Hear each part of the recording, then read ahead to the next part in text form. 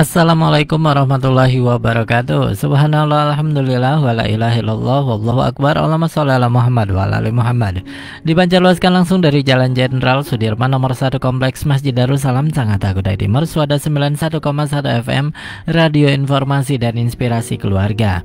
Alhamdulillah sahabat Suada, malam hari ini 13 Rabiul Akhir 1445 Hijriah atau bertepatan dengan tanggal 27 Oktober 2023. Sahabat siaran Anda Bang Darda kembali dapat menyapa sahabat di Inspirasi Malam. Baik sahabat saudara, kita awali jumpa kita dengan mengucapkan basmalah. Bismillahirrahmanirrahim.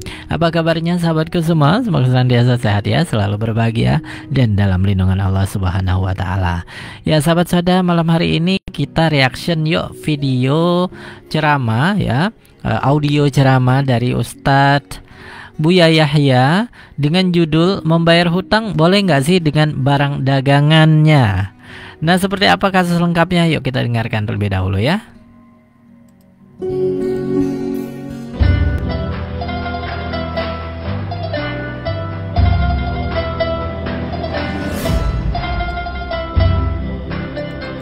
Assalamualaikum Buya. Saya hamba Allah ingin bertanya, bagaimana hukumnya jika nelayan berhutang kepada pedagang dan nantinya hasil tangkapan nelayan dijualnya ke pedagang tersebut? Ada yang dari hasil tangkapan dipotong untuk nyicil bayar hutang. Bagaimana hukumnya hutang piutang semacam itu Buya? Terima kasih Buya, mohon jawabannya karena kebanyakan di sini di kampung nelayan seperti itu. Oke, jadi sahabat saudara, dia ini bertanya kepada Buya Yahya. Dia berhutang kepada si Fulan misalnya. Dia ini seorang nelayan. Nah, nanti hutangnya itu dibayar dengan hasil tangkapan ikannya. Boleh nggak kayak gitu? Bagaimana jawaban Buya Yahya? Yuk kita dengarkan.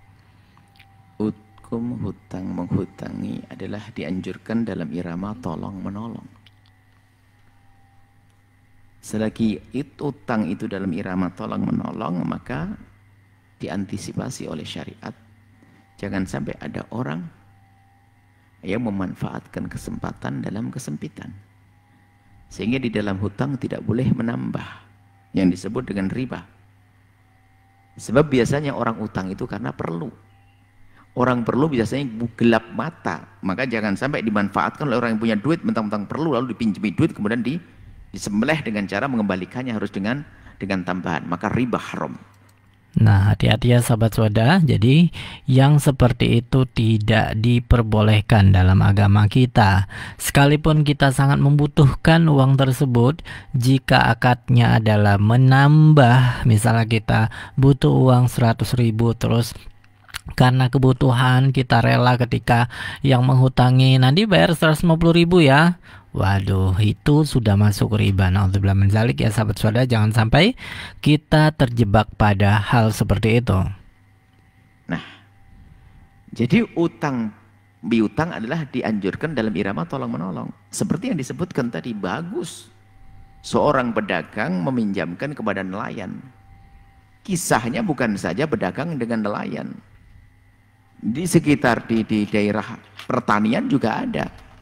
Bos pupuk, bos apa namanya? Penjual pupuk dan penjual benih meminjamkan kepada petani, sama pupuknya juga minjamkan ke petani. Kemudian setelah itu dijual lagi kepada bos. Dan setelah penjualan dipotong harganya. Hal yang demikian boleh atau tidak? Ya boleh saja, bahkan hal yang sangat baik namanya tolong menolong. Cuman catatannya adalah jangan nelayan dicekik, dipaksa jual kepada pedagang, sementara membelinya dengan harga semaunya sendiri. Atau bos bibit tadi sama bos pupuk tadi meminjamkan uang kepada petani timun, ternyata jualnya harus kepada saya sebagai bos tadi, tapi harganya dihancurin. Ini dolim saya, ini kurang ajar, mencekik orang. Nauzubillah min dzalik ya sahabat saudara. Jadi intinya, bolehkah membayar hutang dengan barang dagangan? Itu boleh saja sahabat saudara. Tapi jangan sampai nih ya, orang yang menghutangi itu menzolimi pihak yang berhutang. Seperti tadi dicontohkan oleh Buya Yahya bahwa ketika dia mengambil membayar hutangnya dengan barang dagangannya atau hasil pertaniannya, lantas dibeli dengan harga yang yang dibayar dengan harga yang murah ya, karena tadi itu kan kamu bayar hutang ke gue gitu ya. Nah, nggak boleh sahabat saudara, itu sangat zalim sekali. Kelihatannya nolong mencekik.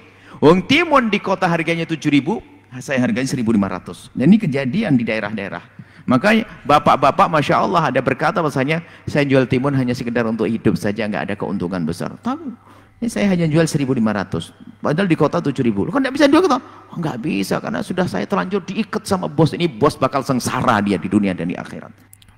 Allahu Akbar ya sahabat saudara, na'udzubillah min dzalik. Jangan sampai seperti itu sahabat saudara, sehingga ketika kita ya sebagai orang yang berpunya gitu, ada orang yang berhutang kepada kita, lantas kita memberikan akad yang mencekik mereka, na'udzubillah min dzalik. Jangan sampai ya. Memang kadang sekarang kan hutang piutang itu, nauzubillah ya sahabat saudara, kadang memberikan efek yang negatif. Ada orang yang biasanya sangat akrab gitu ya, tiba-tiba karena hutang piutang akhirnya menjadi renggang gitu. Kenapa? Karena tidak mau bayar hutang ya. Nah, itulah jeleknya sifat seperti itu. Tapi itu di luar konteks sekarang ya. Nah, intinya membayar hutang dengan barang dagangan itu diperbolehkan kata Buya Yahya, tapi jangan sampai merugikan salah satu pihak ya, terutama orang yang berhutang tadi. Padahal dia sudah punya uang, padahal jual harga normal, pakan normal, membeli normal pun bakal untung dia.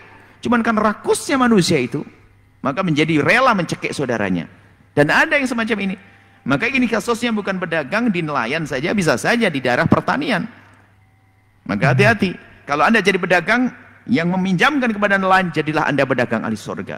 Anda pinjamkan uang kepada mereka, Anda beli ikan mereka dengan harga normal, hutangnya dipotong dari harga ikan, boleh-boleh saja.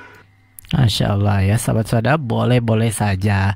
Tetapi tadi lagi-lagi dengan harga yang pantas ya sahabat saudara. Jangan sampai gegara mereka terdesak dan punya kita punya jasa ke dia, menghutangi dia, kita memotongnya dengan seenaknya gitu ya, dengan harga yang tidak pantas. Nauzubillah min dzalik. Sesuai dengan perjanjian.